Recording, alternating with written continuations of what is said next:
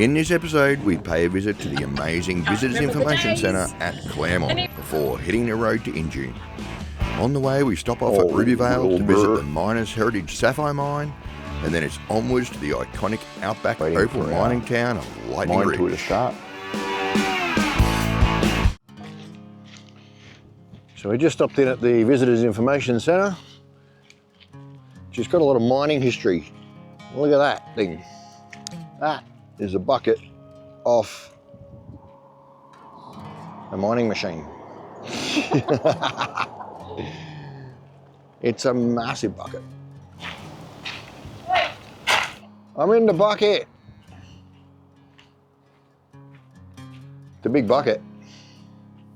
You should fill your ute a couple of times, I reckon.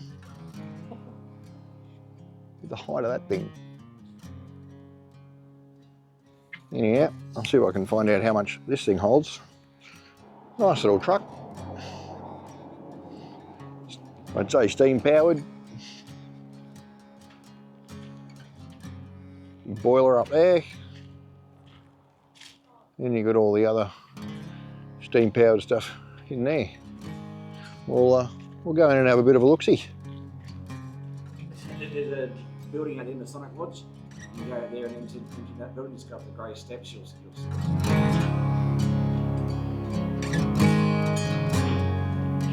Metals. Mining survey equipment. Important to have one of those. So they've moved the commercial earlier. Destruction. When you think about moving a whole pub, these days it'd take a couple of semi-trailers or prime movers. Back then, stick it on a couple of stumps or a railway cart, and one steam traction engine.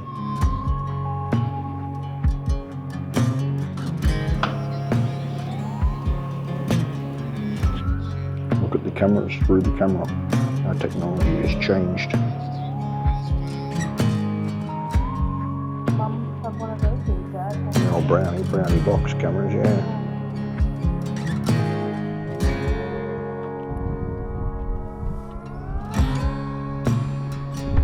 There's so much here to see. The information centre. You walk through inside and then there's more outside. Then you go into the Masonic Lodge.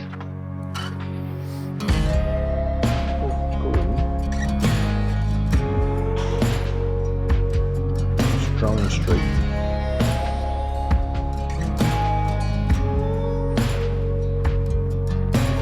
Just for all those young kids out there, that's a real telephone. And you used to get the old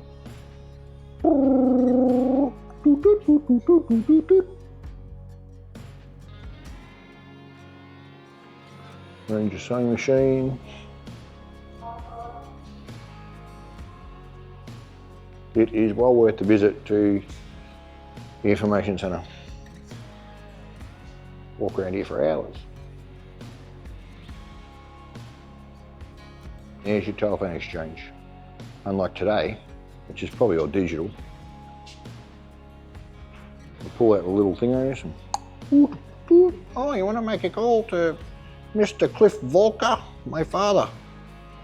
Plug it in at 27, whatever it might be. Unbelievable. Here's the ladies.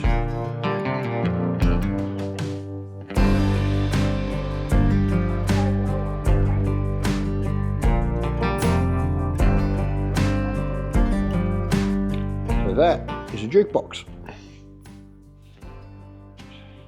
Inside you see the vinyl sitting on there. I'm assuming it'd be vinyl. Back then it might have been plastic. But sits on there, goes round, selects what it's playing, flashing light, plays your music.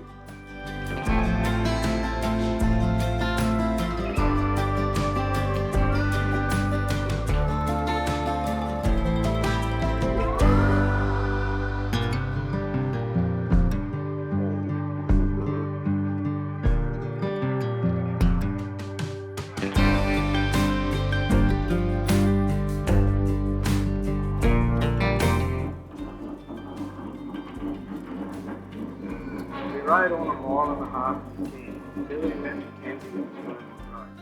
He was mounted on his horse waiting for us. We rode on together until we came to the corduroy crossing over the creek, where we stopped. Riley asked Mackenzie if everything was all right, to which he replied, "Yes, everything is all right. The tools are all there." Riley and Mackenzie left, telling me to hold the horses and to give them notice if anyone came along the road. They told me if anyone came to bring them. How's that? What an awesome little thing. It's actually all about the trial of William Mackenzie and Henry Riley. And if you want to hear more of that and you want to hear the whole story, you're going to have to come to Clermont to the Visitors Information Centre and listen to the rest of it.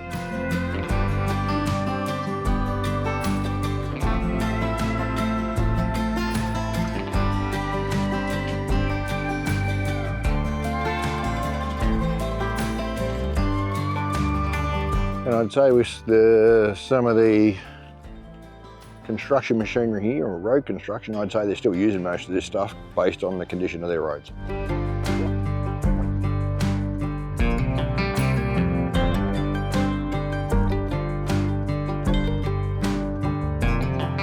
Railway carriage. I'm assuming we can go in, doors open, sort of.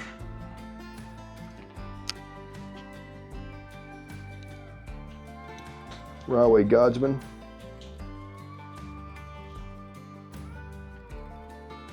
Get your own toilet. You get your loo.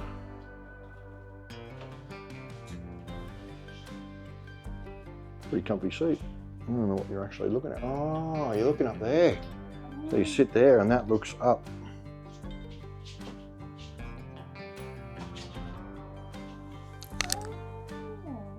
Sitting along the roof.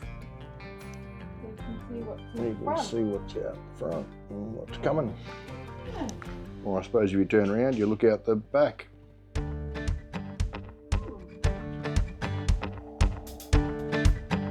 Big steam traction engine.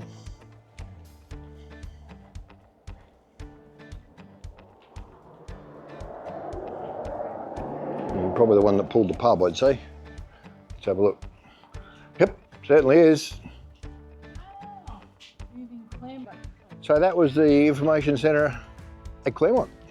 Awesome place if you want to come. It's well worth a visit. It's north of Clermont, just on the way out. So or the way in, depending on which way you're coming. So if you're heading north, but yeah, really worth it. You know, the wandering around. $6 for entry, I think it was, wasn't it? $6 for entry, and yeah, to be able to wander around, look at all of the old remnants of the town. And get all the information. Unbelievable photos in there of the people of the town and the history. So, hey, get along to the information centre at Clermont.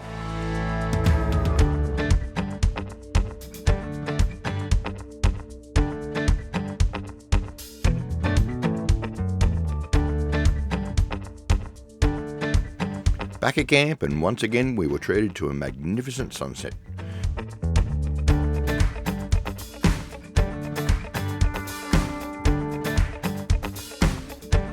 Time to get back around the fire and enjoy some dinner and a nice cold bevy. Been a good day. Moving on tomorrow, so we're off down. We're going to go down through Rubyvale, and then our camp is at the Injune racecourse. So we're staying at the back of the racecourse there. So yeah, we'll see what that's like when we get there. So, other than that, been a good day, and cheers. Hang on. Cheers. Have a good night.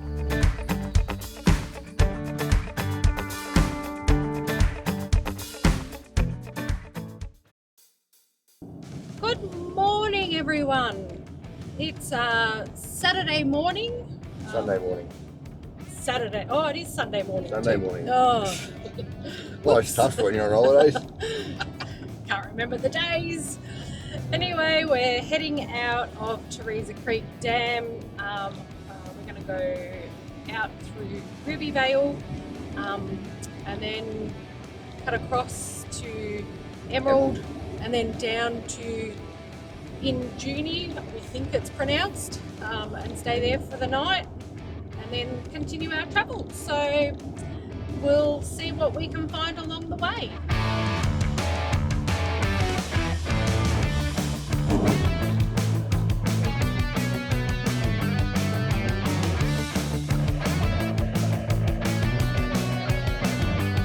Heading to the little town of Rubyvale.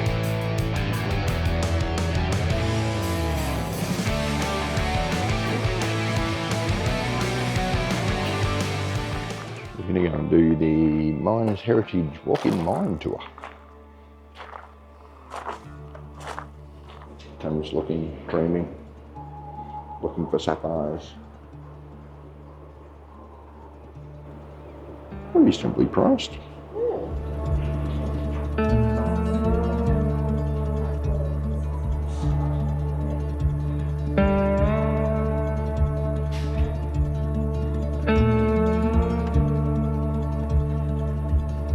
Sitting here waiting for our mine tour to start.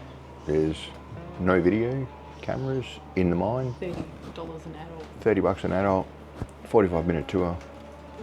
It's pretty good. So, there's plenty of other stuff to do here too. So there's bags of wash that you can buy, fossick through and you might find something in there. And yeah, things to look at. Lots of jewellery to buy. So there's the entry to the mine. I guess we'll tell you all about it when we come back out. So we've just finished our mine tour with our guide. Well worth the stop. The mine tour is really good, really informative, tells you all about the different gems, colours, how they find them, some of the old mining styles that they did, and so I'm just a little bit like actually crawling or sliding on their stomach. Don't know how you do that, but yeah, I prefer the one you can stand up and walk through. But there's little bats that hang in the mine as well, so just tiny little bats, which are really cute.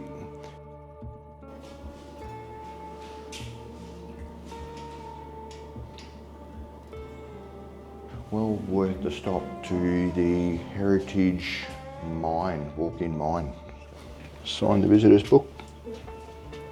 Beautiful. So while you're underground during the mine tour, it's amazing the distance you travel. So you go down in just where the Heritage Mine walk-in mine sign is there, and then the point that they take you to, you end up underneath that dump truck, some 17 metres down. And then at another point you end up underneath over behind the pink, or that pink tree over there. There's what they call an up and over, which is that arch, where you end up under that as well. So it's just incredible the distance you cover underground and you don't even know it. We would do a coffee here, but I don't think the coffee shop is open. No, it doesn't look like So it. it doesn't look like it. So we'll trip back into town and have a look.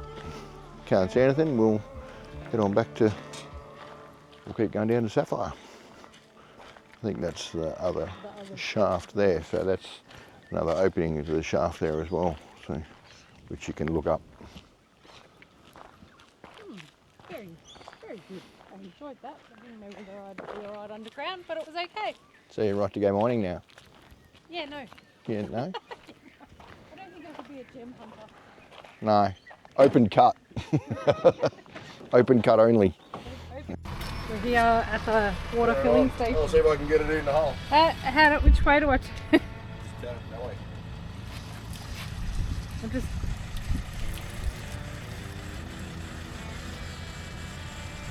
The hose is not... I can turn it up higher. I just don't want you to lose too much.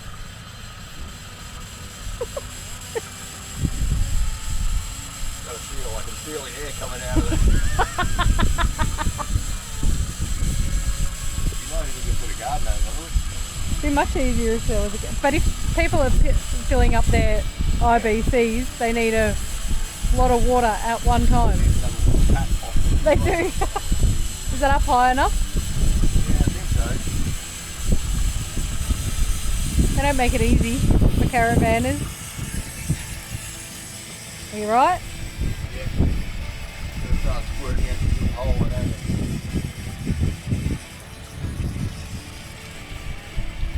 know. Seems like such a waste.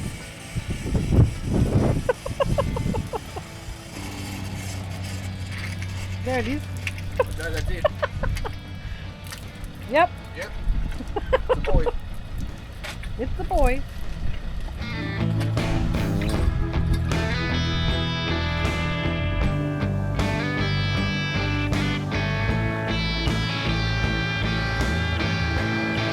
Emerald. The big town of Emerald.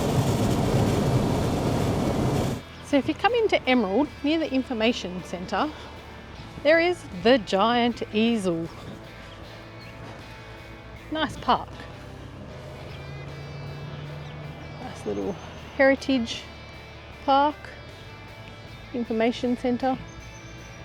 But yeah, just come and have a look at the giant easel in the park. Something different.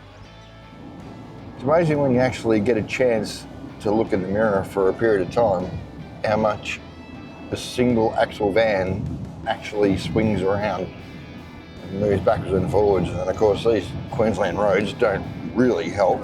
Yeah, the potholes They are help. absolutely hopeless.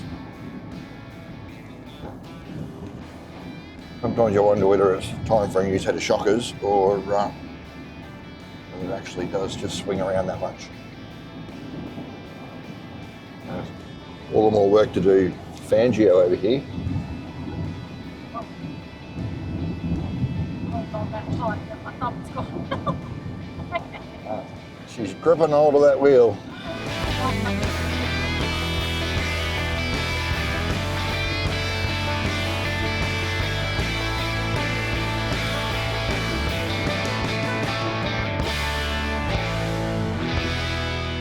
Along the way, we found this massive windmill in a park in Springsure. It has a wheel diameter of 24 feet and a stroke of 14 inches. And operating at an average speed of 23 strokes a minute, this old girl can pump over 8,200 gallons or 31,000 litres per day. The head itself weighs a whopping 2.4 tonne and can withstand winds of over 150 kilometres per hour. This amazing section of road reminded me of a smaller version of the Pacific Highway north of Sydney. Just incredible how it's been cut into the sandstone.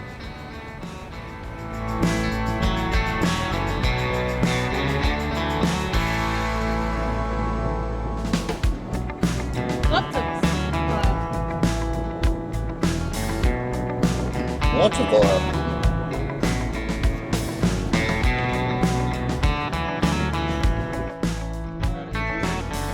We finally arrived at Injune, and it was now time to find the racecourse, which was our home for the night.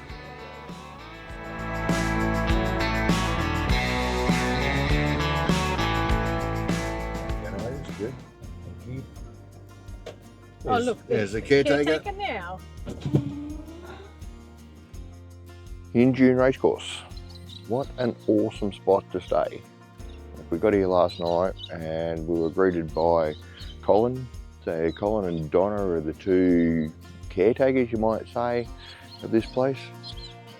Sensational person. Like Colin, when we saw Colin when he came out, basically greeted us at the gate, so he must have seen us coming and greeted us at the gate. But if you look on Wikicamps, all of the comments say that, yeah, Colin basically comes out, greets you at the gate, and yeah, can't be any more helpful with everything, which he was. Told us all about the place, all about the water, and yeah, apparently the water is beautiful, sub-artesian water, and it hasn't got a taste to it, is virtually not even chlorinated, and yeah, tastes beautiful really. So yeah, it gave us the full spiel about the place. But awesome place to stay. Like, we're $10 a night for unpowered, $20 a night for powered, and realistically, why wouldn't you? Like, you know, it pays to look after places like this because the money goes straight back. into communities. And so the Injune racecourse. But we are moving on today. We're only here one night. It was a quick stopover. It got really windy last night, and we thought we were going to be in for a bit of rain and whatever else. But yeah, it was got really windy. Didn't even bother putting the awning out, but I think we might be in for some rain today as we head further south. So we're heading to Lightning Ridge today, and we've already been in contact with the farm stay people that were staying at down there at Kinia Farm, and they've already said that they're expecting about 5 mil of rain today. So we've got to stay in touch with them to make sure that we're aware of how much rain is actually falling, because if they get too much, then there's a possibility that some roads might be closed, etc. So we've got to make sure we keep in contact with them. But other than that, yeah, we're getting packed up and going to head off. We do lose an hour today, unfortunately, because of daylight savings, because Queensland doesn't have daylight saving time. So yeah, as soon as we cross the border and into New South Wales, we lose an hour in the day. So, but it is what it is. And yeah, it's certainly, yes, I've got a jumper on because it's getting cold the more we go south. Anyhow, time for a quick cuppa and get packed up and hit the road.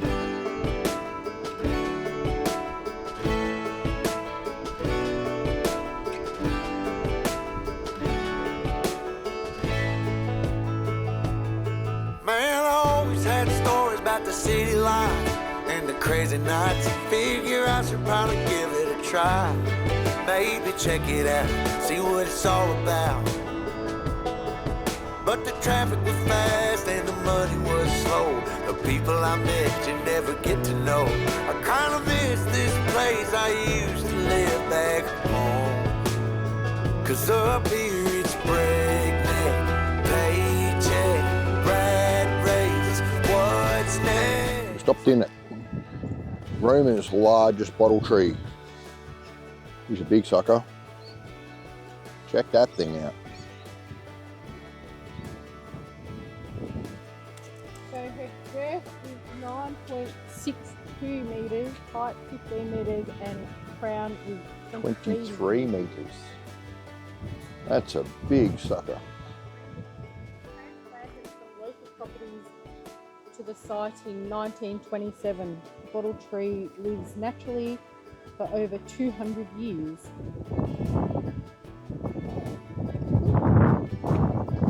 Go bottle tree. Apparently, it's not a boab. Queensland bottle tree is native to you. You guessed it, Queensland. It's easy to grow and extremely drought tolerant. It can sustain temperatures from -5 to 45 degrees. There you go. So it's not a boab tree. It's a Queensland bottle tree. Just crossing the Balloon River. There's actually some water in there, honey. Actually, a river with water in it. I haven't seen too much of that. It's lovely. Lovely little town. Might have to come back in here and have a look one day. Hitching Rail Complex. What am I? Common Code Changing Station. Common Code Museum. Fortunately, we don't have time to stop, but we'll definitely be coming back here one day, I reckon. Have a bit of a look. Shire Hall, look at that. Beautiful Shire Hall. On a cold night, hell, you can keep your 9 to 5. Cause I'm happy with the simple life. Oh Lord, you can keep your 9 to 5. Finally have some wet stuff on the windscreen. Crazy. First lot of rain. Whole trip.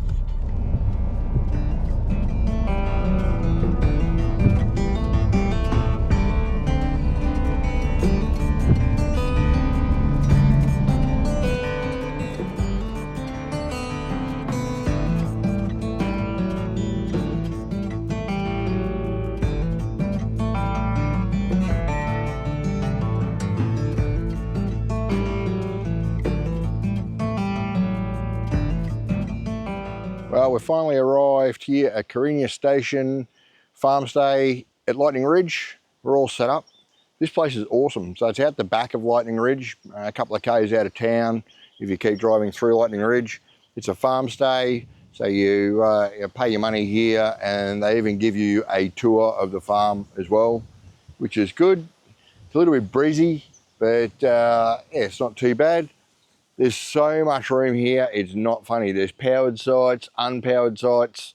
Powered sites are up there near the shearing shed, but all of this area here that you can see, I'm going to take it around the other side of the car.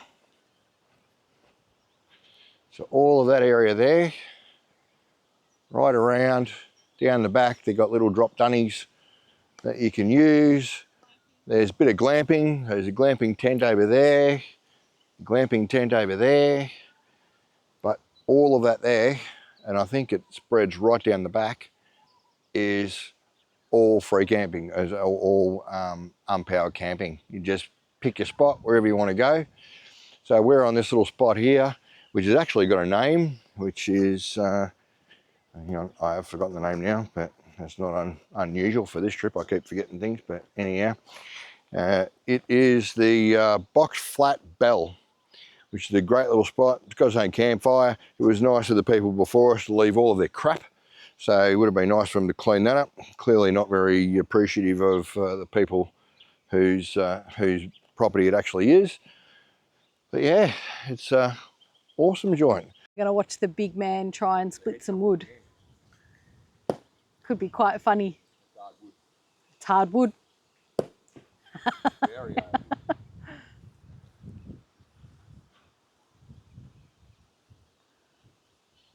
Hey, there's a bit.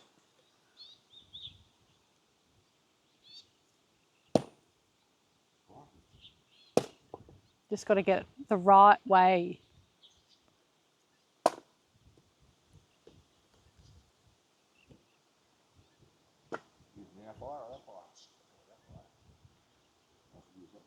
Huh?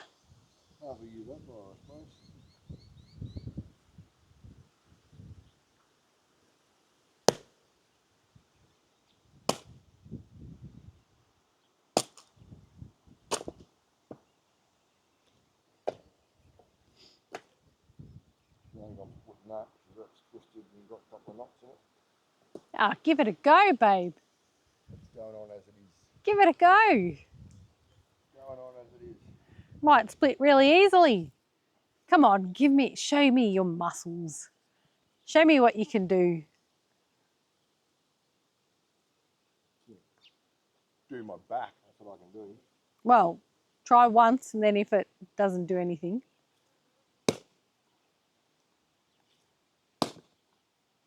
You were saying? I wouldn't say it split. More say it was a lucky break.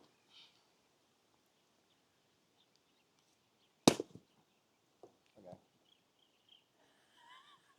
I'm happy now.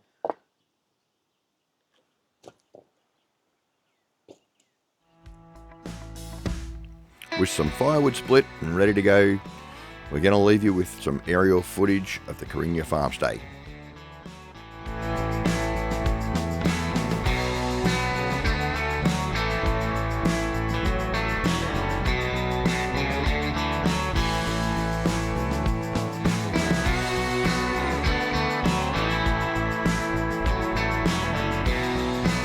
Thanks to everyone that has hit the subscribe button or clicked the like button. We really appreciate it. Be sure to catch the next episode as we take a look around this quirky town known as Lightning Ridge and take a mine tour that will blow your mind. Alright, and if you haven't already, don't forget to click that subscribe button. See you next time.